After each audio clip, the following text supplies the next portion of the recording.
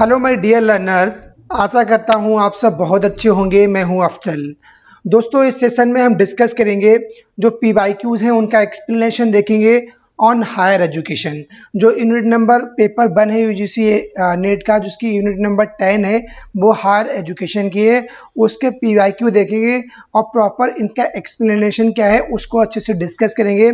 तो गाइज, ये सेशन जो है बहुत इंपॉर्टेंट सेशन होने वाला है, तो जल्दी से जल्दी सेशन को सब्सक्राइब करिए और चैनल को सब्सक्राइब करिए और सेशन है उसे लाइक कर दीजिए और ज़्यादा से ज़्यादा शेयर कर दीजिए, राइट। और चैनल पे नए हैं, चैनल सब्सक्राइब नहीं करा है तो साथ में चैनल को भी सब्सक्राइब करिए और साथ में जो बेल आइकन है उसको ऑन कर दीजिए, ताकि ऐसे ही आने वाले सेशन का आपके पास नोटिफिकेशन पहुंचेगा इस, राइट। तो जो आज का हमारा सेशन है टोटली जो हायर एजुकेशन सिस्टम है, राइट, उसके जो पीवाईक्यू है, प्रीवियस क्वेश्चन है, उनको हम डिस्कस करेंगे क्योंकि ये बहुत इंपॉर्टेंट क्वेश्चन है। इनसे आप ये मान चलिए इस वीडियो देखने के बाद कम से कम आपके 2 क्वेश्चन क्लियर हो जाएंगे। जो दिसंबर का अपकमिंग एग्जाम है उसमें आपके कम से कम 4 नंबर क्लियर हो जाएंगे इस वीडियो देखने के बाद, राइट। तो प्रॉपर पूरा सेशन अटेम्प्ट करिए और बहुत अच्छा सेशन है, बहुत ही इंफॉर्मेशनल सेशन है आपके लिए। तो देखते हैं जो पहला क्वेश्चन क्या है। तो बेसिकली जो पहला क्वेश्चन है यहाँ पे, during which year the present system of affiliation of colleges to the university was introduce in India, right. 1857, 1948 और 1928 एंड 1966, राइट। अब ये क्वेश्चन बताना है आपको, इसका आंसर देना है। और ड्यूरिंग विच ईयर, इन्होंने ईयर पूछा है, the present system of affiliation of colleges to the university, right. ये इंडिया में कब स्टार्ट हुआ था, कब इंट्रोड्यूस हुआ था, इसकी आपको ईयर बताना है। जो यूनिवर्सिटी से जो कॉलेज का अफिलिएशन होता है वो कब स्टार्ट हुआ था। बहुत ही बढ़िया क्वेश्चन है, तो आई होप ये किसी का गलत नहीं होगा और सबका सही होना चाहिए, राइट। इसका जो आंसर है, answer number A is correct. जो 1957 था, राइट, उस ईयर में जो कॉलेजेस था उनका एफिलिएशन स्टार्ट हुआ था by the university, through the university introduce हुआ था, राइट। तो आई होप आपको ईयर क्लियर होना चाहिए, 1957, राइट। और जो 1957 है उससे पहले जो 3 यूनिवर्सिटी डेवलप हुई थी इसी ईयर में। आपको उन 3 यूनिवर्सिटीज़ का नाम बताना है, कौन कौन सी यूनिवर्सिटीज़ थी और किस किस लोकेशन की यूनिवर्सिटी थी। बेसिकली वो लाई गई थी, उनको इंट्रोड्यूस करा गया था 1957 में, राइट। नेक्स्ट क्वेश्चन की तरफ मूव करते हैं। सेकंड क्वेश्चन है, the constitution of Indian provides right to establish educational institutes of their choice by all minorities as per article 30A, article 29, article 38, article 16(2). ये क्वेश्चन बेसिकली जो political science है उसका कुछ पोर्शन है, वो हायर एजुकेशन जो unit number 10 है उसमें कुछ पोर्शन दिया गया है। तो वहाँ से भी जो एजुकेशन के रिगार्डिंग आर्टिकल्स हैं कॉन्स्टिट्यूशन के, उनसे भी क्वेश्चन बनता है। तो जो क्वेश्चन उन्हीं से लिया गया है। तो स्पेशली जो हायर एजुकेशन है उसके जो हमारा इंडियन कॉन्स्टिट्यूशन है उसमें आर्टिकल्स हैं, right, related to the higher education, उनको आपको पता होना चाहिए, राइट। तो क्वेश्चन बेसिकली यहाँ पे क्या कह रहा है, The Constitution of India provides right to establish educational institutes of their choice by all minorities as per। ये कौन सा आर्टिकल है जो सारी जो माइनॉरिटीज़ हैं वो अपने चॉइस के अकॉर्डिंग एजुकेशनल इंस्टीट्यूट्स को ओपन कर सकती हैं, उनके पास ये राइट्स दिया गया है according to the Indian constitution, right. India का जो संविधान के अकॉर्डिंग जो सारी माइनॉरिटीज़ हैं इंडिया में, जैसे अपनी सिख माइनॉरिटी हो गई, जैन हो गया, राइट, बुद्ध हो गया, मुस्लिम्स हो गए, ये सारी माइनॉरिटीज है। तो ये अपने चॉइस के अकॉर्डिंग एजुकेशनल इंस्टीट्यूट्स को एस्टेब्लिश कर सकते हैं। तो कौन सा आर्टिकल कहता है, राइट। तो आई होप आपको क्वेश्चन एकदम क्लियर हो गया होगा कि क्वेश्चन क्या कहता है। इसका जो आंसर है, आंसर नंबर ए करेक्ट है, बिकॉज इसी आर्टिकल में बताया गया है, आर्टिकल 30A। आर्टिकल 30 आपको ध्यान रखना है कि कोई भी माइनॉरिटीज इन इंडिया अपनी चॉइस के अकॉर्डिंग एजुकेशनल जो इंस्टीट्यूट्स हैं उनको एस्टैब्लिश कर सकती है, उनको ओपन कर सकती है। ये हमको राइट किसने दिया है, द कॉन्स्टिट्यूशन ऑफ इंडिया ने ये हमको राइट दिया है। नेक्स्ट क्वेश्चन की तरफ चलते हैं। बेसिकली जो नेक्स्ट क्वेश्चन कहता है विच one of the following reports address the academic technical and administrative problems of the examination system, right. Question basically ये कह रहा है कौन सी ऐसी रिपोर्ट्स है जो एग्जामिनेशन सिस्टम है उसकी प्रॉब्लम्स, कौन कौन सी प्रॉब्लम्स टेक्निकल हो गई, एकेडमिक हो गई या एडमिनिस्ट्रेटिव जो प्रॉब्लम्स हैं, राइट, उनको वो एड्रेस करती है, कौन सी रिपोर्ट्स है। अब नीचे रिपोर्ट्स दी गई हैं, आपको सही आंसर बताना है। Reports on standards of the educational system जो आई थी 1965 में, reports of university education commission 1948 and 49, Sargent report 1948, Hartog committee report in 1929, right. ये आपको 4 रिपोर्ट दी गई हैं। तो कौन सी ऐसी रिपोर्ट्स है तो जो एग्जामिनेशन सिस्टम है उनकी जो प्रॉब्लम्स है जो एकेडमिक के रिगार्डिंग, टेक्निकल के रिगार्डिंग या एडमिनिस्ट्रेटिव प्रॉब्लम्स को एड्रेस करती है। तो इसका आंसर, सही आंसर इसका ए होगा। जो reports on standards of educational system, इसमें बताया गया है कि अगर कोई भी एग्जामिनेशन सिस्टम के रिगार्डिंग कोई प्रॉब्लम आती है, प्रॉब्लम क्या हो सकती है, आपकी एडमिनिस्ट्रेटिव प्रॉब्लम हो सकती है, टेक्निकल प्रॉब्लम हो सकती है या आपकी एकेडमिक प्रॉब्लम हो सकती है, तो उसको कौन एड्रेस करता है, उसको एड्रेस करता है reports on standards of educational system जो 1965 में आया था। ये आपको एकदम क्लियर होना चाहिए गाइस, राइट। तो गाइस अगर आपको सेशन अच्छा लग रहा हो तो सेशन को लाइक करिए और ज़्यादा से ज़्यादा शेयर करिए, राइट, क्योंकि बहुत इंपॉर्टेंट सेशन है आपके एग्जामिनेशन के लिए। नेक्स्ट क्वेश्चन देखते हैं। नेक्स्ट क्वेश्चन क्या कहता है, विच one of the following universities is not among the first 3 that were established during 1957। इसमें कौन सी ऐसी यूनिवर्सिटी नहीं है, नॉट पूछा गया है, जो 1957 के दौरान एस्टेब्लिश नहीं हुई थी। नीचे 3 यूनिवर्सिटी हैं, राइट, 4 यूनिवर्सिटी हैं। आपको ये बताना है कि 1957 के दौरान कौन सी यूनिवर्सिटी एस्टेब्लिश नहीं हुई थी। आई होप ये सबको एकदम जो है आंसर क्लियर, आंसर राइट होना चाहिए, क्योंकि बहुत ही बेसिक क्वेश्चन है।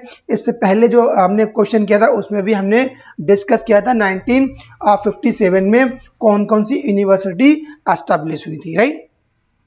पर इन्होंने यहाँ पर नॉट पूछा है, तो नॉट में क्या आएगा, नॉट में यहाँ पर दिल्ली आएगा। तो इसका जो आंसर है वो सी करेक्ट हो जाएगा। तो आपको ध्यान रखना है जो 1957 में 3 यूनिवर्सिटी एस्टेब्लिश हुई थी, उनको जो थी आप इसको याद रख सकते हो एक निमोनिक के साथ, BMC, B for Mumbai, M for Madras, now Chennai and C for Calcutta. इसकी शॉर्ट फॉर्म BMC है। BMC आपको कैसे याद रखना है, आपको जो मुंबई है, राइट, वहाँ का जो म्यूनिसिपल कॉरपोरेशन है, मुंबई म्यूनिसिपल कॉरपोरेशन, उस नाम से आपको ध्यान रखना है। जैसे DMC है वो दिल्ली का म्यूनिसिपल कॉरपोरेशन है, ऐसे जो बम्बई का म्यूनिसिपल कॉरपोरेशन है BMC के वहाँ पे इलेक्शंस होते हैं, तो काफ़ी पॉपुलर इलेक्शन है। तो आप उसको एक माइंड में इमेज बनाइए कि BMC बेसिकली किससे रिलेट करता है। 1957 में 3 यूनिवर्सिटीज डेवलप हुई थी। पहली थी Mumbai, second Madras and third one is Calcutta, right. तो बहुत इंपॉर्टेंट ये ट्रिक है आपको याद करने के लिए। नेक्स्ट क्वेश्चन की तरफ चलते हैं। नेक्स्ट क्वेश्चन बेसिकली क्या कहता है, विच one of the following coordinates, कौन कोऑर्डिनेट करता है एंड प्रमोट्स करता है एंड फंड और research activities of all social sciences disciplines. जो सारे सोशल साइंसेस डिसिप्लिन्स हैं उनमें कौन उनको कोऑर्डिनेट करता है, कौन उनको प्रमोट करता है और कौन उनको फंड प्रोवाइड करता है रिसर्च एक्टिविटीज के रिगार्डिंग, राइट। ये क्वेश्चन कह रहा है। तो आई होप आपको क्वेश्चन एकदम क्लियर हो गया होगा। आंसर में दिया गया है ICPR new Delhi, IIAS Shimla, ICSSR new Delhi, NUEPA new Delhi, right. जो सोशल साइंसेस के रिगार्डिंग पूछा गया है, तो सोशल साइंसेस के रिगार्डिंग कौन कोऑर्डिनेट करता है, कौन प्रमोट करता है, कौन फंडिंग करता है, तो इसका जो आंसर है बेसिकली आपका सी करेक्ट हो जाएगा, क्योंकि सी करेक्ट इसलिए हो जाएगा कि जो ICSSR इसको क्या बोलेंगे, इसकी फुल फॉर्म क्या है, इसको आपको याद रखना है, Indian council for social sciences और रिसर्च, राइट। ये बेसिकली एक ऐसी बॉडी है जिसका जो हेड ऑफिस बेसिकली है इनका दिल्ली में है। जितनी सोशल साइंसेस डिसिप्लिन्स होते हैं उनको ये प्रमोट करते हैं, उनको कोऑर्डिनेट करते हैं और रिसर्च के रिगार्डिंग फंडिंग प्रोवाइड करते हैं। जैसे आप जितने भी जो आर्ट के सब्जेक्ट है, ह्यूमैनिटीज़ के सब्जेक्ट है, उनके लिए कौन होता है, UGC यानी यूनिवर्सिटी ग्रांट कमीशन है, वो सारा कोऑर्डिनेट करती है, सारी प्रमोट करती है। इसी प्रकार जितने भी जो सोशल साइंसेस रिसर्च के हैं उनको करता है ICSSR, राइट। तो नेक्स्ट क्वेश्चन की तरफ मूव करते हैं। नेक्स्ट क्वेश्चन कहता है a special focus on the problems of examination system of India form a part of which of the following reports. इनमें कौन सी रिपोर्ट्स दी गई है जो एग्जामिनेशन सिस्टम के रिगार्डिंग इंडिया में सारी प्रॉब्लम्स को फोकस करती है, राइट। ये रिपीटेड क्वेश्चन है, खाली इसकी जो लैंग्वेज है उसको चेंज कर दिया गया है, बाकी सेम क्वेश्चन है। आंसर में दिया reports of Calcutta university commission, reports of university education commission 1964, या Hartog committee reports on standard of university UGC। तो इसका आंसर नंबर डी करेक्ट है, क्योंकि reports on standards of education university commission 1965 में आया था।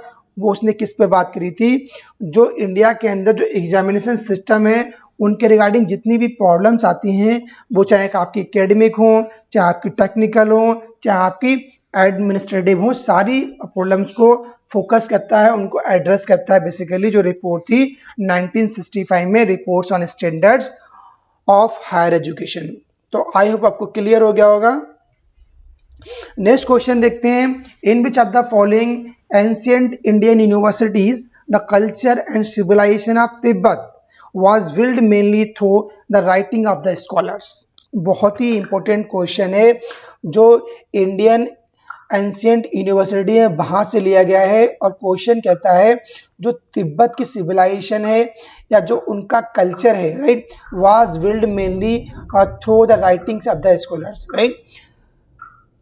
जो इसके रिगार्डिंग किस यूनिवर्सिटी से लिया गया आपको ये बताया गया है। जहाँ पर तिब्बत के जो कल्चर है, उनका सिविलाइजेशन है, उनको बताया गया है। तो कौन से यूनिवर्सिटी में, तो जो तिब्बत की बात करेगी उनके कल्चर के रिगार्डिंग, उनकी सिविलाइजेशन के रिगार्डिंग, तो बेसिकली ये विक्रमशिला यूनिवर्सिटी है। अब आपको बताना है विक्रमशिला यूनिवर्सिटी बेसिकली कहाँ पे सिचुएटेड थी, इसकी लोकेशन क्या है, वो आपको कमेंट करके बताना है। क्योंकि डायरेक्टली क्वेश्चन ये बनता है कि विक्रमशिला यूनिवर्सिटी किस लोकेशन में सिचुएटेड थी, राइट। नेक्स्ट क्वेश्चन की तरफ चलते हैं। नेक्स्ट क्वेश्चन है, in post independence India which one of the following committee commissions report deal with all level of education in India. India में आफ्टर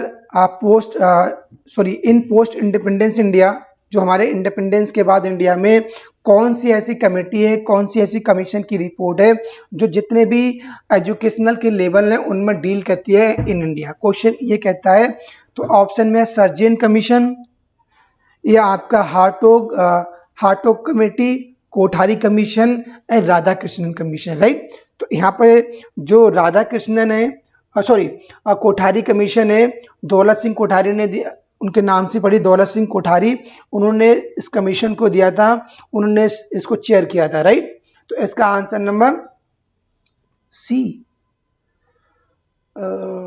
इसको तो देखना पड़ेगा। In post independence India which one of the following committee commissions report deal with the all level of education in India. I think इसका यहाँ पे ए नहीं होगा, इसका शायद ये थोड़ी टाइपिंग एरर हो गया है। इसका आंसर कोठारी कमीशन होगा, क्योंकि सर्जेंट कमीशन जो आया था बेसिकली वो आया था 1944 में आया। तो ये तो इसका मतलब ही नहीं बनता है, जबकि यहाँ पे क्वेश्चन पूछा गया है in post independence India, right. क्योंकि जब पोस्ट इंडिपेंडेंस जो जब हमारा कंट्री इंडिपेंडेंस के बाद, तो उसके बाद तो कोठारी कमीशन आया था। कोठारी कमीशन कब आया था? ये 1964 में आया था। तो इसका आंसर 1964 होगा, कोठारी कमीशन, राइट। अब आपको जो हार्टो कमेटी कब आई थी? ये बेसिकली आपकी 1929 में आई थी।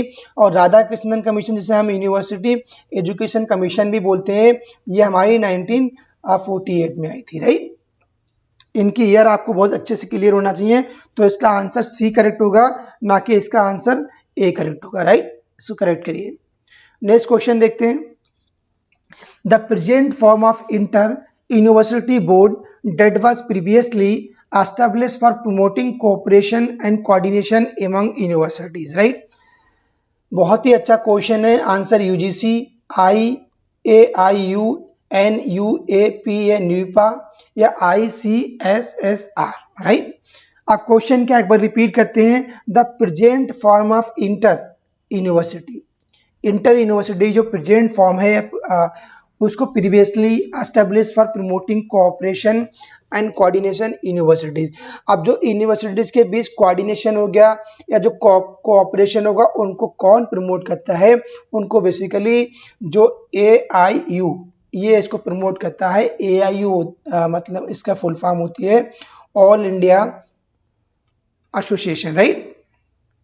AIU, अब आपको बताना है जो बेसिकली AIU है ये कब आया था, कब ये फॉर्म हुआ था, ये आपको बताना है, राइट। तो इसका answer V is correct. Next question की तरफ मूव करते हैं। The educational commission of India date first took serious note of the problem of brain drain. Brain drain की जो प्रॉब्लम है उसके रिगार्डिंग सीरियस नोट सबसे पहले किसने लिया था? कौन सी एजुकेशन कमीशन थी इंडिया की जिसने first took serious note of the problem of brain drain? जो ब्रेन ड्रेन की प्रॉब्लम थी सबसे पहले किसने सीरियसली इसको नोट किया था? आंसर है the education commission of India, university education commission, Calcutta university commission या सर्जेंट कमीशन, राइट। ये आपको बताना। इसका आंसर चेक करते हैं। आंसर नंबर 1, आंसर नंबर जो 1 है वो करेक्ट है, क्योंकि the education commission of India, इसको हम क्या बोलते हैं? इसको नेशनल एजुकेशन कमीशन बोला जाता है। ये आपकी 1964 में आई थी। तो इसी ने ही बताया था कि जो ब्रेन ड्रेन की प्रॉब्लम है सबसे पहले इन्होंने इसको नोटिस किया था, इसलिए इसका answer number A is correct.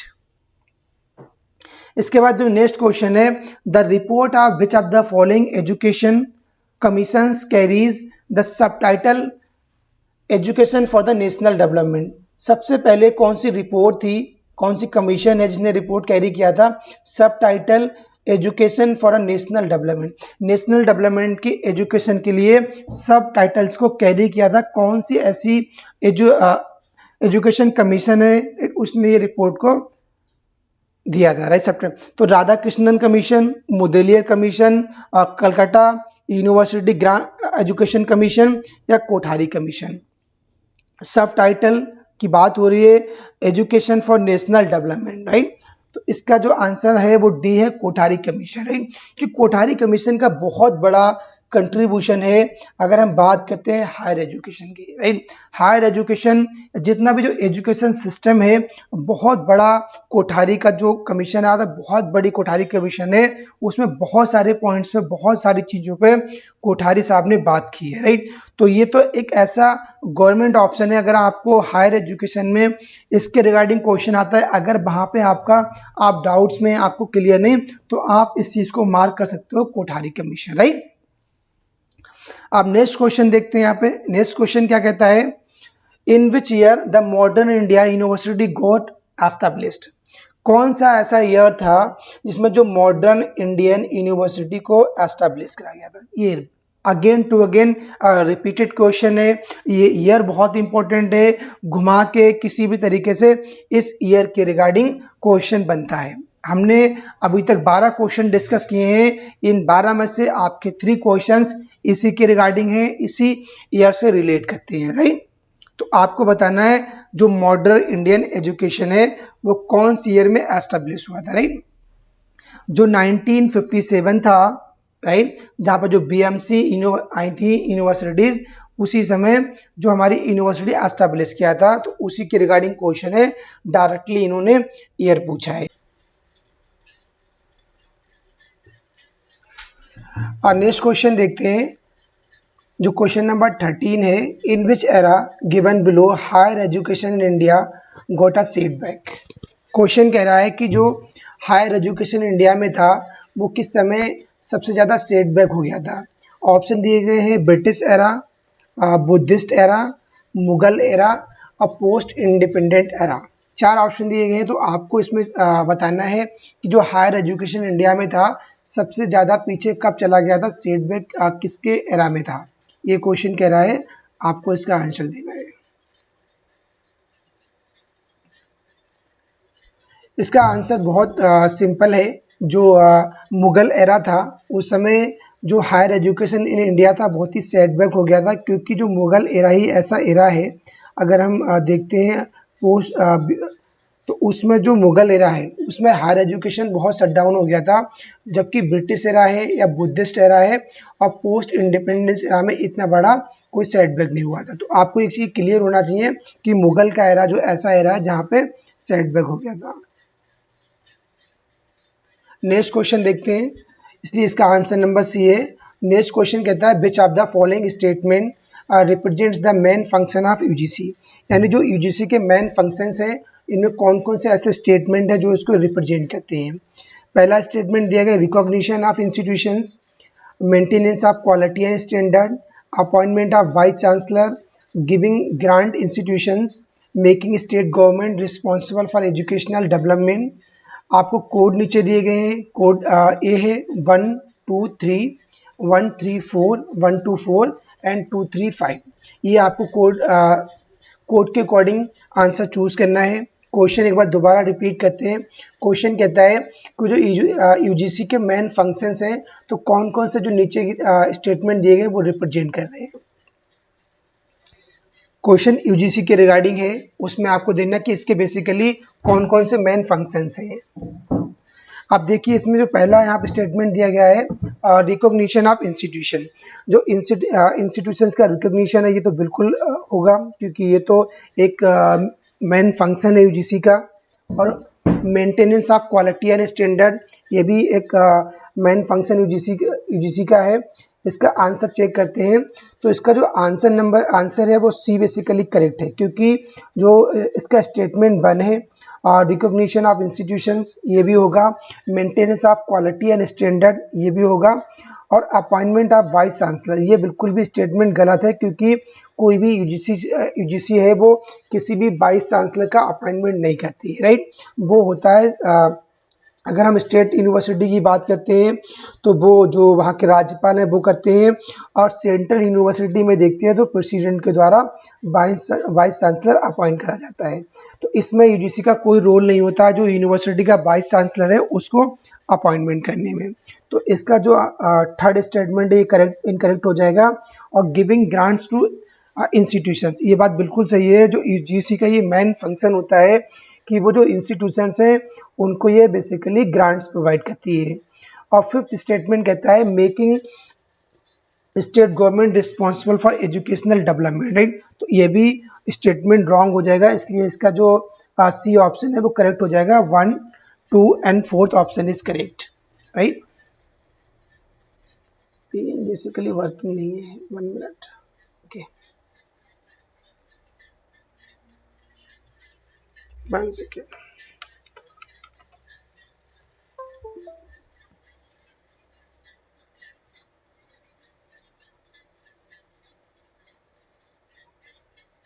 No, it's fine. Yeah. Next question देखते हैं। The main aim of the faculty और recharge scheme of UGC was to address the shortage of faculty in higher education institutions, upgrade the teaching skills of the faculty, upgrade the research infrastructure for faculty in colleges and universities, and strengthen the academia and industry linkage. जो UGC की जो scheme है faculty और recharge scheme, तो basically इसका main M क्या था, ये आपको क्वेश्चन कह रहा है। जो यूजीसी ने एक स्कीम लॉन्च करी थी फैकल्टी रिचार्ज स्कीम, बेसिकली इसका मेन एम क्या था ये आपको बताना है। नीचे आंसर दिए गए हैं address the shortage of faculty in higher education in institutions, upgrade the teaching skills of the faculty, upgrade the research infrastructure for the faculty in colleges and universities, strengthen the academia industry linkage। इसका answer देखते हैं। जो answer number A है basically ये इसका correct है। अब answer A correct क्यों है? क्योंकि ये इसका एक एम था, फैकल्टी रिचार्ज स्कीम का बेसिक एम था कि address the shortage of faculty in the higher education institution. अगर जो हायर एजुकेशन इंस्टीट्यूशंस हैं उनमें फैकल्टी की जो शॉर्टेज है, अगर जो फैकल्टी की कमी है उसको एड्रेस करना बेसिकली इसका एक मेजर एम था। तो आपको स्कीम डायरेक्टली स्कीम के रिगार्डिंग क्वेश्चन बन सकता है कि यूजीसी के थ्रू कौन सी ऐसी स्कीम है जिसके थ्रू जो हायर एजुकेशन इंस्टीट्यूशंस हैं वहाँ पर फैकल्टी शॉर्टेज को एड्रेस करते हैं। इसका आपको नाम क्लियर होना चाहिए, याद होना चाहिए, फैकल्टी रिचार्ज स्कीम। किसकी स्कीम है? यूजीसी की स्कीम है, राइट। नेक्स्ट क्वेश्चन मूव करते हैं। नेक्स्ट क्वेश्चन है name the schemes which facilitates academic and research collaboration between Indian institutions and the best institution in the world, right? Option है ICSSR, impress, staff development scheme, spark, institutional development scheme. यानी कौन सी ऐसी scheme है, right, वो आपको बताना है। कौन सी ऐसी फैसिलिटीज प्रोवाइड करती है एकेडमिक या रिसर्च कोलैबोरेशन, किसके रिगार्डिंग? एकेडमिक के रिगार्डिंग या रिसर्च कोलैबोरेशन के रिगार्डिंग जो इंडियन इंस्टीट्यूशंस है या जो वर्ल्ड का एक इंस्टीट्यूशंस है उनके भी जो कोलैबोरेशन होता है, किसके रिगार्डिंग कोलैबोरेशन होता है?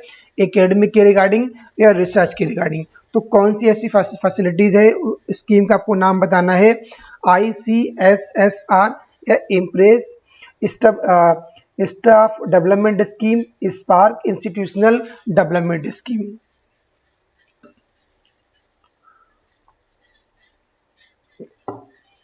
इसका आंसर चेक करते हैं। जो स्पार्क है, स्पार्क ऐसी स्कीम है जो ये कोलैबोरेशन करती है। किसके बीच कोलैबोरेशन होता है? जो इंडियन इंस्टीट्यूशन है और जो वर्ल्ड का एक इंस्टीट्यूशन है उनके बीच एक कोलैबोरेशन होता है। वो आपका एकेडमिक हो सकता है, आपका रिसर्च के रिगार्डिंग होता है। तो बेसिकली किसके थ्रू होता है? इस स्कीम होती है स्पार्क स्कीम है, इसके थ्रू ये कोलैबोरेशन होता है, राइट। अब क्वेश्चन नंबर जो नेक्स्ट है 17, इसको देखते हैं। Which of the following is a non conventional learning programme in higher education? Swayam, face to face teaching learning, tutorial class and seminar. यानी कौन सा जो नीचे प्रोग्राम दिया गया हायर एजुकेशन में जो नॉन कन्वेंशनल लर्निंग में आता है। इसमें नॉन कन्वेंशनल लर्निंग की बात करी जा रही है, ना कि ओनली कन्वेंशनल लर्निंग की बात करी जा रही है। ये आपको बहुत अच्छे से ध्यान रखना है। जहाँ पे नॉन आ रहा है, नॉट आ रहा है, ऑलवेज या ओनली, ये बहुत इंपॉर्टेंट कीवर्ड है, इनको आपको बहुत अच्छे से देखना है। तो बेसिकली यहाँ पर बताया जा रहा है कि नॉन कन्वेंशनल लर्निंग कौन से प्रोग्राम है हायर एजुकेशन में, उसको आपको बताना है। स्वयं, इसका आंसर चेक करते हैं। स्वयं, इसका आंसर ए है। स्वयं है क्योंकि स्वयं एक ऐसा प्लेटफॉर्म है बेसिकली जो नॉन कन्वेंशनल लर्निंग प्रोग्राम है। बाकी face to face teaching learning, right, tutorial class, seminar, ये सारे कन्वेंशनल प्रोग्राम्स हैं। जबकि जो नॉन कन्वेंशनल में क्या आता है? स्वयं आपका नॉन कन्वेंशनल आता है, राइट। नेक्स्ट क्वेश्चन मूव करते हैं। For the day to day administration of universities which of the following bodies is responsible? Senate, syndicate, executive council, student council and academic council, right. ये आपको चार option दिए गए हैं। क्वेश्चन ये पूछा गया है for the day to day administration of universities which of the following bodies is responsible. यानी जो डे टू डे जो एक्टिविटीज होती हैं, जो एडमिनिस्ट्रेशन है यूनिवर्सिटी का, उसके लिए कौन सी बॉडी रिस्पॉन्सिबल है? ऑप्शन दिया गया सीनेट, सिंडिकेट, एग्जीक्यूटिव काउंसिल या स्टूडेंट काउंसिल या एकेडमिक काउंसिल। बहुत ही सिंपल क्वेश्चन है और बिल्कुल डायरेक्ट क्वेश्चन है। एक यूनिवर्सिटी के अंदर जो एडमिनिस्ट्रेशन है उसकी डे टू डे जो एक्टिविटीज हैं उनके लिए कौन सी बॉडी रिस्पॉन्सिबल है? तो इसका जो आंसर है बी इज करेक्ट है, क्योंकि सिंडिकेट एंड एग्जीक्यूटिव जो काउंसिल होती है बेसिकली वो जो डे टू डे एक्टिविटीज होती हैं रिगार्डिंग एडमिनिस्ट्रेशन उसके रिगार्डिंग जो बॉडी रिस्पॉन्सिबल होती है वो एग्जीक्यूटिव काउंसिल होती है, या ऐसा सिंडिकेट काउंसिल भी बोला जाता है। नेक्स्ट क्वेश्चन की तरफ मूव करते हैं। नेक्स्ट क्वेश्चन है क्वेश्चन नंबर 19। बहुत इंपॉर्टेंट क्वेश्चन है आपके एग्जामिनेशन के लिए। Identify the scheme which aims to increase social science research in policy relevant area so as to provide vital input in policy formulation, implementation and evaluation। ये already हमने question discuss किया है, उसी की जो एक फ्रेमिंग है, फ्रेमिंग को चेंज कर दिया गया है। अगर आपने पहले क्वेश्चन की जो कंसेप्ट था आपको क्लियर होगा तो डेफिनेटली इस क्वेश्चन को आप इजिली अटेम्प्ट कर लो, कि क्वेश्चन सेम है, कंसेप्ट सेम है, बट फ्रेमिंग थोड़ी चेंज कर दी गई है, राइट। अब इसमें जो क्वेश्चन कह रहा है बेसिकली किसके रिगार्डिंग कह रहा है, आपको स्कीम को आइडेंटिफाई करना है जिसका बेसिकली एम क्या है, जो सोशल साइंस रिसर्च है, राइट, उसको इंक्रेज करना है। अब इंक्रेज कैसे करना है कि एक वाइटल रोल प्ले होना चाहिए किसके पॉलिसी के लिए, फार्मूलेशन के लिए, इम्प्लीमेंटेशन के लिए या इवेल्युएशन के लिए, किस उसके लिए, सोशल साइंस रिसर्च के लिए, राइट। ऑप्शन दिया गया है ICSSR fellowship, cognitive initiatives, ICSSR impress, ICSSR research project, right. तो इसका आंसर देखते हैं। बेसिकली इसका आंसर नंबर सी है, क्योंकि ऑलरेडी आपको बताया था कि जो ICSSR है, Indian council for social science research, इसकी बेसिकली ये स्कीम है, इसके इम्प्रेस बोला जाता है, राइट। ये जो होती है बेसिकली जितनी भी इस एक्टिविटी जो होती है सोशल साइंस रिसर्च प्रोग्राम के लिए, उनका फार्मूलेशन करना, उनको इम्प्लीमेंट करना, उनको इवेल्युएट करना, राइट, तो सारी किसके अंदर आती हैं, जो ICSSR की स्कीम है इम्प्रेस, ये आपको याद रखना है, राइट। अब आपको जो इम्प्रेस की फुल फॉर्म क्या है, इसके रिगार्डिंग भी ऑलरेडी क्वेश्चन बना हुआ है। आप जो फुल फॉर्म है इसकी आपको कमेंट बॉक्स में बताना है कि बेसिकली इम्प्रेस की फुल फॉर्म क्या है, राइट। आप हेल्प ले सकते हैं और आप उसके कमेंट कर सकते हैं। नेक्स्ट क्वेश्चन की तरफ मूव करते हैं। Question number 20, which of the following commission या committee in the post independent India has paid attention on the level of education. Radhakrishnan commission, Mudaliar commission, Kothari commission या आचार्य रामामूर्ति कमेटी। चार नीचे कमेटी या कमीशन दी गई हैं। आपको इसमें बताना है कि जो एजुकेशन के जितने भी लेवल्स हैं, आप पोस्ट इंडिपेंडेंट इंडिया में कौन सी कमेटी है, कौन सी जो कमीशन है वो इसको उस पर अटेंशन देती है, पेड अटेंशन देती है, राइट। तो बहुत ही अच्छा क्वेश्चन है ये। इसका आंसर देखते हैं। आंसर जो राधा कृष्णन कमीशन है, बेसिकली राधा कृष्णन कमीशन कब आई थी, 1948 में आई थी ये, राइट, पोस्ट इंडिपेंडेंस। तो इसका बेसिकली एक इंटेंशन था, अटेंशन था कि जितने भी जो ऑल लेवल्स ऑफ एजुकेशन उनको एक अटेंशन देना, राइट। इसका बेसिकली ये एम था राधा कृष्णन कमीशन। और जो क्वेश्चन नंबर 21 है, इसको देखते हैं। The purpose of gurukul education, the purpose of gurukul system of education is to promote equality and excellence, minimise stress in learning, empowering for future learning, encourage self help, right. तो यहाँ पे question कह रहा है जो एजुकेशन है गुरुकुल सिस्टम का, उसका बेसिकली क्या पर्पज है, ये पूछा गया है। The purpose of gurukul system of education, यानी जो गुरुकुल सिस्टम की एजुकेशन है उसका बेसिकली क्या पर्पज है, ये क्वेश्चन कह रहा है। आंसर में दिया गया promote equality and excellence, minimise stress in learning, empowering for future learning and encourage self help, right. इसका आंसर देखते हैं। आंसर नंबर जो इसका ए है वो बिल्कुल करेक्ट है, बिकॉज इनका एक बेसिक पर्पस था गुरुकुल सिस्टम का एजुकेशन के लिए कि जो इक्वलिटी है या जो एक्सीलेंस है उनको प्रमोट करना, एजुकेशन के अंदर इक्वलिटी लेके आना, सबके लिए एक प्रॉपर इक्वलिटी होना चाहिए, और जो एजुकेशन का जो लेवल है बहुत ही एक्सीलेंस होना चाहिए, उस पर उसके रिगार्डिंग इनका एक बेसिक पर्पस था। किसका बेसिक पर्पस था, जो गुरुकुल सिस्टम ऑफ एजुकेशन है इसका बेसिक पर्पस था कि वो जो इक्वलिटी है, जो एक्सीलेंस है उसको प्रमोट करना। नेक्स्ट क्वेश्चन है क्वेश्चन नंबर 22, द स्कीम उन्नत भारत अभियान उन्नत भारत अभियान जो स्कीम है उसका क्या बेसिकली एम है ये बताया गया है। और आंसर में दिया गया है increase strength of the student in the college in India, link higher educational institutions in the country with at least 5 villages, increase quality in higher education, increase number of colleges in India। तो basically जो उन्नत भारत अभियान है इसका क्या M है ये आपको बताना है। तो जितनी भी जो स्कीम्स हैं जो हायर एजुकेशन से रिलेटेड है इनको आपको पता होना चाहिए कि कब स्कीम आई थी और बेसिकली किस स्कीम में क्या बताया गया है।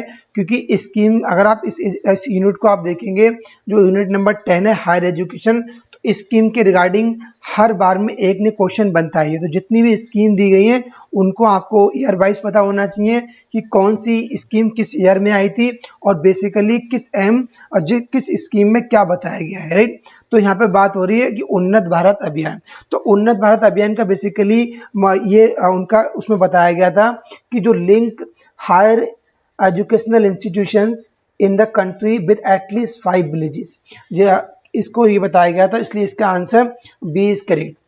क्योंकि इसमें ये बोला गया था कि जो हायर एजुकेशनल इंस्टीट्यूशंस हैं इनको लिंक करना है देश के अंदर कम से कम 5 villages के साथ, राइट जी। जो जितने भी जो हायर एजुकेशन इंस्टीट्यूशंस हैं जैसे आपका IIT हो गया, NIT हो गया, IIIT हो गया या NITTR हो गया, जितने भी जो इंस्टीट्यूशंस हैं हायर एजुकेशन में उनको कम से कम 5 villages के साथ लिंक करना है।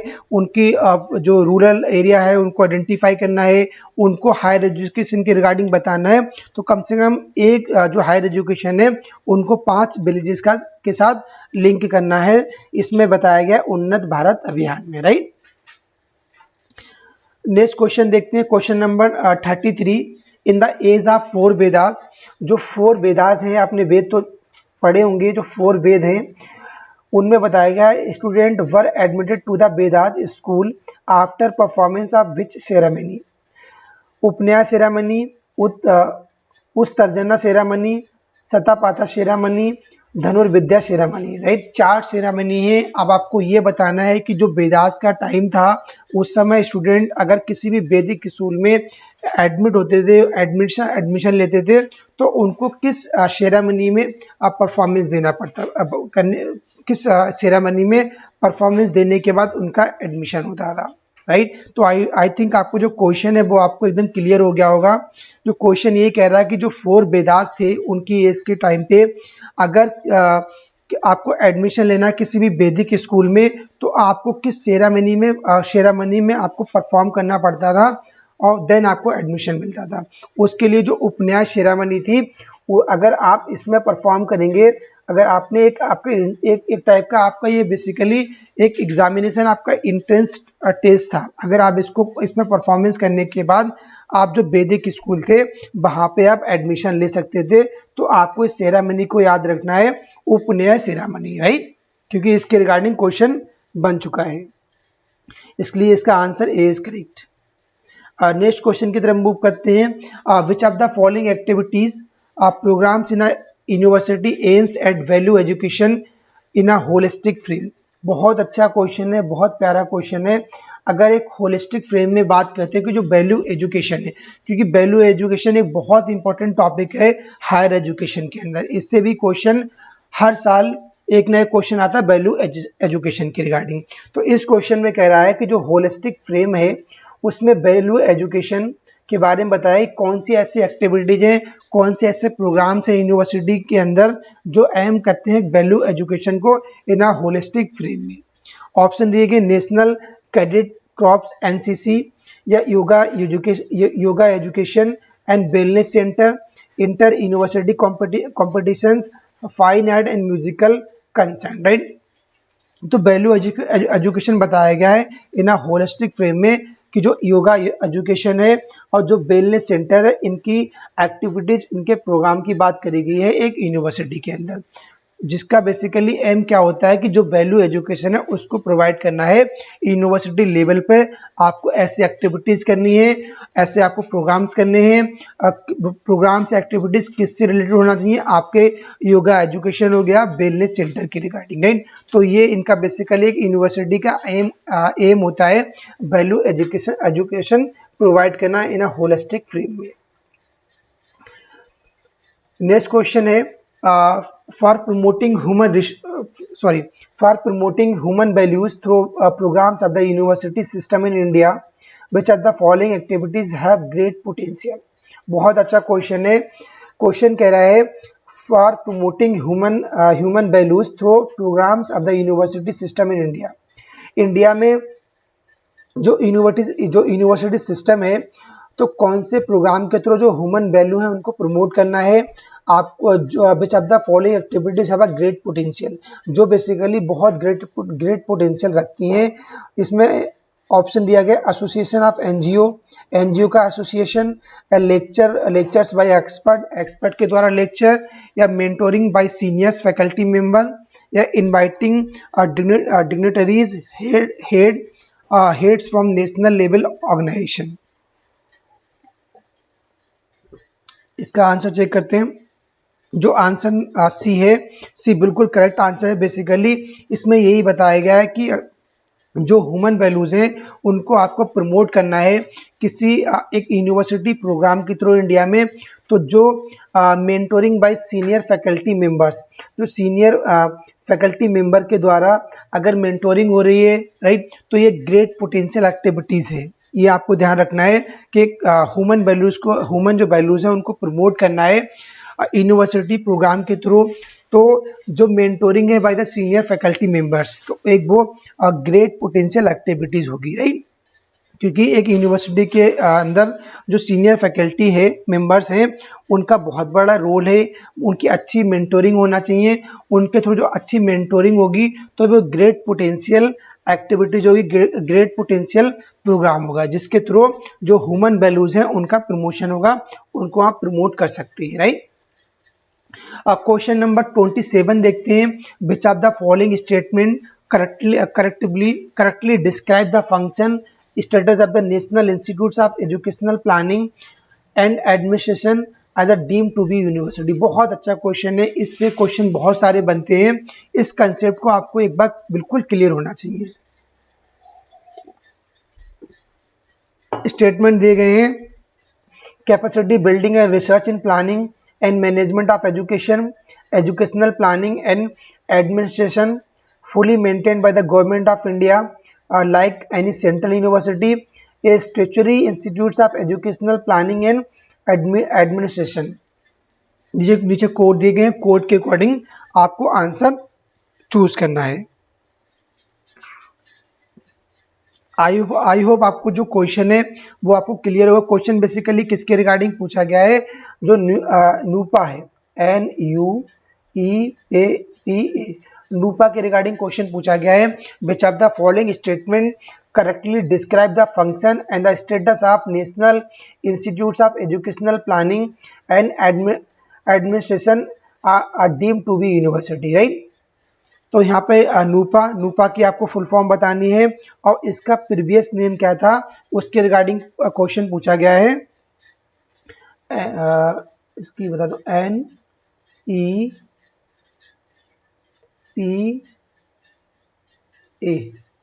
NEPA, नीपा के रिगार्डिंग क्वेश्चन पूछा गया कि उसको डीम्ड यूनिवर्सिटी बनाया गया था। जो नीपा से कन्वर्ट हुआ था उसको बाद में नूपा कर दिया गया था, राइट। क्योंकि पहले क्या था, पहले एक इंस्टीट्यूट था, बाद में एक ये डीम्ड यूनिवर्सिटी कन्वर्ट हुआ था, तो इसको यूनिवर्सिटी बना दिया गया। जहाँ पर जो इंस्टीट्यूट से वहाँ पे यूनिवर्सिटी आ गया था, राइट। इसलिए नीपा से नूपा कन्वर्ट हो गया था। तो बेसिकली इसमें कौन कौन से ऐसे स्टेटमेंट हैं जो इसको करेक्टली डिस्क्राइब करते हैं। पहला स्टेटमेंट दिया capacity building and research in planning and management of education. Second है planning, educational planning and administration fully maintained by the government of India like any central university, a statutory institutes of educational planning and administration, right.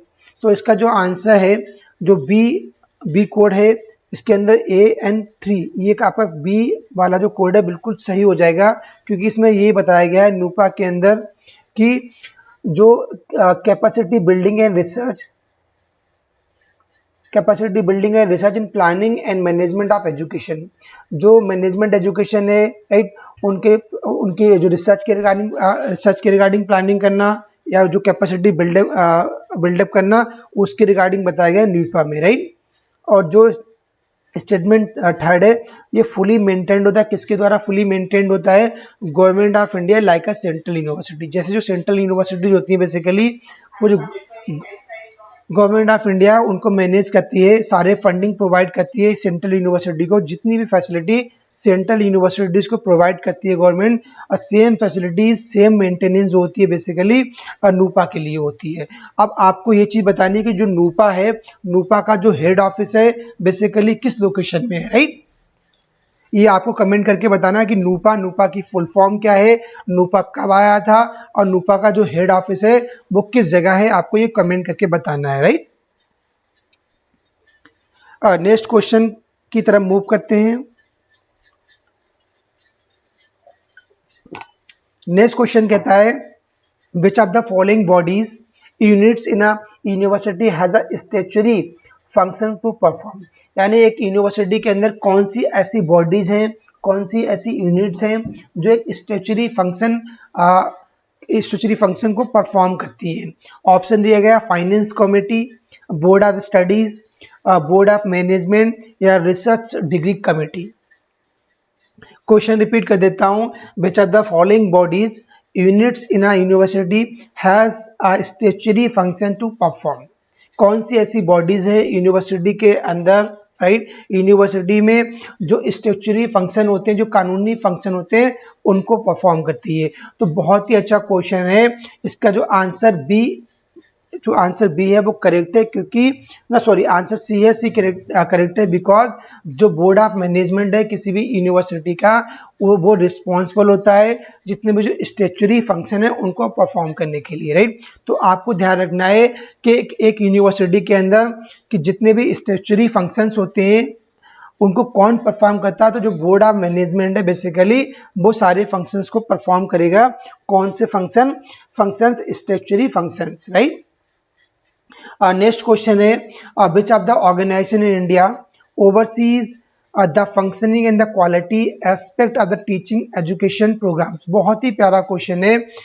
Question कहता है which of the organisation, कौन सा organisation in India oversee the functioning and quality aspect of the teacher education programme.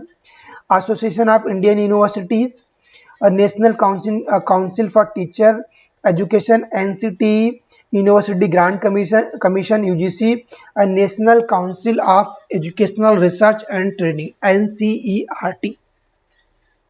4 bodies दी गई हैं जो आपको बताना है कि जो टीचर एजुकेशन प्रोग्राम के लिए कौन रिस्पॉन्सिबल है, कौन सारे फंक्शंस को परफॉर्म करता है और फंक्शंस एंड क्वालिटी को परफॉर्म करता है। तो इसके लिए जो बॉडी है NCTE, national council for teaching और टीचर एजुकेशन, इसकी जो फुल फॉर्म होती है NCTE की और national council for teacher education, इसकी डायरेक्टली फुल फॉर्म पूछते हैं, तो इसलिए इसका जो आंसर है B, answer is correct right.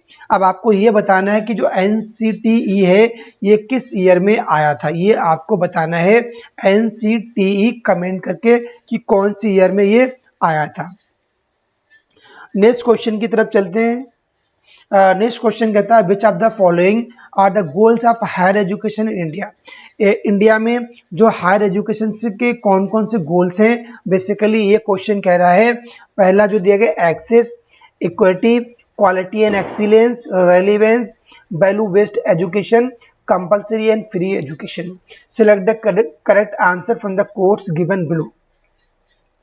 ये आपको बहुत ही अच्छा क्वेश्चन, बहुत ही बढ़िया क्वेश्चन है। क्वेश्चन कह रहा है which of the following are the goals of higher education in India right. India में जो हायर एजुकेशन के कौन कौन से गोल्स हैं आपको बताना है। इसका जो बेसिकली गोल होगा, एक्सेस करना होगा, हर जगह से ये एक्सेसिबल होना चाहिए, इक्विटी भी होगा एंड क्वालिटी एंड एक्सीलेंस भी आएगा। तो ऐसे जो आपको अगर यहाँ पे सही ऑप्शन आपको सिलेक्ट करना है तो आप एलिमिनेशन टेक्निक का भी यूज कर सकते हैं। वो कैसे लगाएंगे, देखो कोई भी हायर एजुकेशन है उसका ये तो एक बेसिक गोल होगा कि जो एक्सेसिबिलिटी होना चाहिए, equity and quality and excellence होना, क्वालिटी एंड एक्सीलेंस होना चाहिए, राइट। तो देखिए आप 1 2 3 इसमें आ रहा, इसमें नहीं आ रहा, इसको एलिमिनेट कर दो, इसमें आ रहा, इसको आप दो ऑप्शन आप एलिमिनेट कर सकते हो। उसके बाद relevance, value based education, compulsory and free education. तो जहां पर सी ऑप्शन है वो बिल्कुल भी नहीं आएगा, क्योंकि ऐसा कहीं नहीं है कि ये कंपलसरी होगा एंड फ्री एजुकेशन होगा। कोई भी हायर एजुकेशन है उसका ये गोल नहीं होता है कंपलसरी एंड फ्री आपको एजुकेशन प्रोवाइड करना, राइट। ये उनका बेसिकली हायर एजुकेशन का गोल नहीं होता है। तो इसलिए जो इसका ऑप्शन है, option B is correct, right. तो बहुत ही अच्छा क्वेश्चन है, बहुत सारे कंसेप्ट दिए गए हैं, तो इसको अच्छे से हमने डिस्कस किया। तो आई थिंक आपको ये कंसेप्ट क्लियर हो गया होगा कि जो इंडिया के अंदर हायर एजुकेशन है बेसिकली उसके कौन कौन से गोल्स हैं, राइट। नेक्स्ट क्वेश्चन देखते हैं। क्वेश्चन नंबर 31 क्या कहता है, India has the largest higher education system in the world after the USA, Australia, China and United Kingdom. Select the correct answer from the codes given below. नीचे आपके सामने codes दिए गए हैं, आपको इसमें सही कोड को सिलेक्ट करना है। क्वेश्चन कह रहा है कि India has the largest higher education system in the world after, किसके बाद इंडिया जो है वर्ल्ड में हायर एजुकेशन सिस्टम है, किसके बाद, राइट। ये आपको बताना है। बहुत अच्छा क्वेश्चन है ये।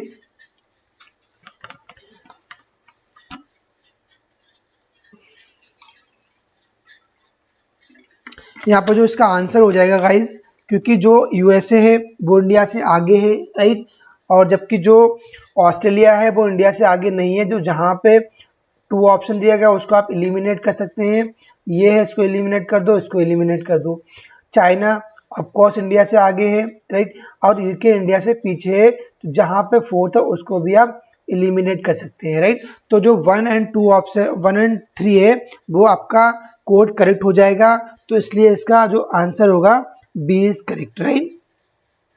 इंडिया किससे पीछे है हायर एजुकेशन में, और पूरे वर्ल्ड के अंदर, तो एक यूएसए है and China, right. 3rd number पर इंडिया आता है, किसके बाद आता है, यूएसए के बाद आता है, और चाइना उससे ऊपर है।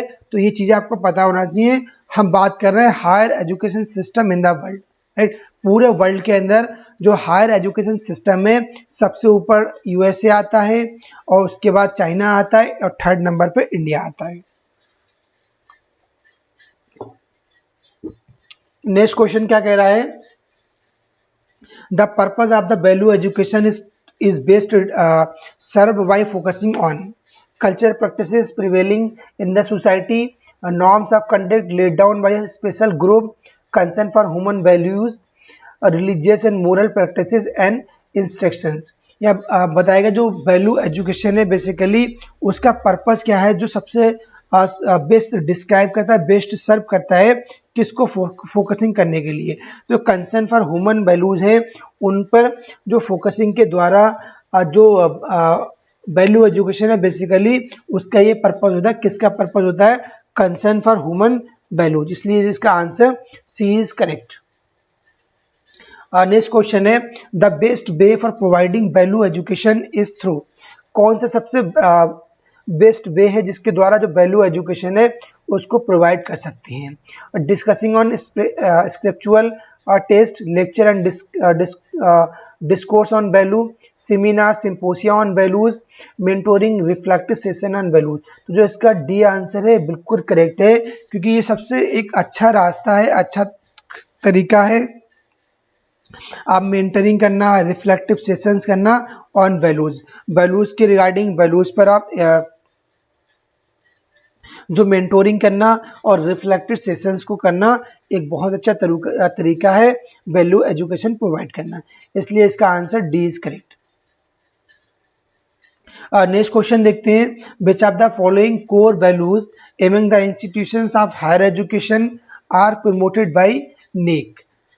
अब नेक के द्वारा कौन से जो हायर एजुकेशन उनको प्रमोट किया जाता है इंस्टीट्यूशंस को, कोर वैल्यूज, इसकी कोर वैल्यूज के रिगार्डिंग बात करी गई है। किसके रिगार्डिंग, जो हायर एजुकेशंस हैं उनके इंस्टीट्यूशंस के किसके द्वारा प्रमोट होते हैं, बाय द नेक। नेक की जो फुल फॉर्म होती है national assessment and accreditation council, right. Contributing to national development, fostering global competencies among the students, inculcating a value system among students and teachers, promoting the optimum utilization of infrastructure, right। देखो ऐसा कोई नेक के द्वारा बात नहीं करा गया है कि promoting the optimum utilisation of infrastructure, तो जहाँ पे ये फोर्थ ऑप्शन है उसको आप एलिमिनेट कर सकते हैं, राइट। तो ये जो फोर्थ ऑप्शन है इसको आप एलिमिनेट कर सकते हैं और ये एलिमिनेट कर देती है। जबकि जो पहला स्टेटमेंट है कंट्रीब्यूटिंग टू नेशनल डेवलपमेंट, बिल्कुल बात सही है, इसकी बात करी गई है fostering global competencies among the among the students, इसकी बात करी गई है, और inculcating a value system among students and teachers, right. तो इसलिए जो इसका आंसर है, answer B is correct, right. क्योंकि यहाँ जो promoting the optimum utilisation of infrastructure, इसकी कोई बात नहीं करी गई है नेक के द्वारा कि किसी भी हायर एजुकेशन के जो इंस्टीट्यूशंस हैं उनकी जो कोर वैल्यूज हैं उनको प्रमोट करना है, राइट। तो B option is correct. Next option है the total number of central universities in India in April 2015। April 2015 में इंडिया के अंदर जो total number of central universities क्या है, कितनी थी, वो बताया गया है। ऑप्शन दिया गया 8, 14, 27 एंड 43। बहुत ही डायरेक्ट क्वेश्चन है ये। आपको 15 में कितनी थी, आपको उस समय क्वेश्चन पूछा गया है और आपको इसको आज बताना है प्रेजेंट डे में, प्रेजेंट टाइम में कितनी total number of central universities हैं इंडिया में, राइट। ये आपको बताना है। बहुत ही सिंपल क्वेश्चन है। अगर इस क्वेश्चन के अकॉर्डिंग देता हूँ 2015 में जो सेंट्रल यूनिवर्सिटीज की संख्या थी वो 43 थी, पर आपको बताना है आज के टाइम पे, आज के डेट में कितनी यूनिवर्सिटीज हैं, आप कमेंट करके बताइएगा, राइट। और नेक्स्ट क्वेश्चन देखते हैं। The south Asia university situated in the city of, जो साउथ एशिया यूनिवर्सिटी है वो कौन से सिटी में सिचुएटेड है, कोलंबो, ढाका और न्यू दिल्ली एंड काठमांडू, ये आपको बताना है। जो साउथ एशिया यूनिवर्सिटी है वो कौन से सिटी में सिचुएटेड है, ये आपको बताना है। कोलंबो में है, ढाका में है और न्यू दिल्ली में है या काठमांडू में है।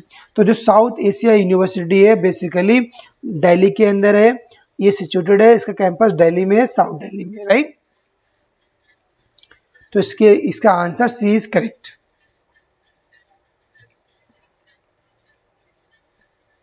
नेक्स्ट क्वेश्चन देखते हैं।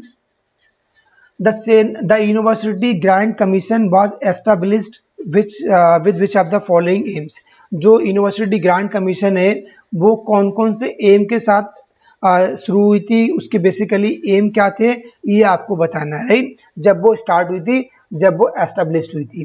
पहला, promotion of research and development in the higher education, right, identifying and sustaining institutions of potential learning. और थर्ड है capacity building of teachers, providing autonomy to each and every higher educational institutions of India. Select the correct answer using the codes given below, right. ये codes नीचे दिए गए हैं, आपको correct answer बताना है। जो बेसिकली यूजीसी है, यूजीसी यूनिवर्सिटी ग्रांट कमीशन जब वो एस्टैब्लिश हुई थी तो उसके कौन कौन से एम थे उसके रिगार्डिंग आपको बताना है। बहुत ही अच्छा क्वेश्चन है ये। क्वेश्चन का आंसर देखते हैं। सी आंसर इज बिल्कुल सही है। This is the perfect answer C, यानी 2, 3 एंड 4 करेक्ट हो जाएंगे। 2, 3 एंड 4, राइट। ये बेसिकली कर, क्योंकि जो promotion of research and development in the higher education, ये इसका बेसिकली एक प्राइमरी एम नहीं था, राइट। क्योंकि इनका एम जो ये नहीं था कि ओनली और रिसर्च पर फोकस करना है या डेवलपमेंट करना है ना हायर एजुकेशन, और रिसर्च के अलावा डेवलपमेंट के अलावा भी इनका फोकस था, इनका एम था।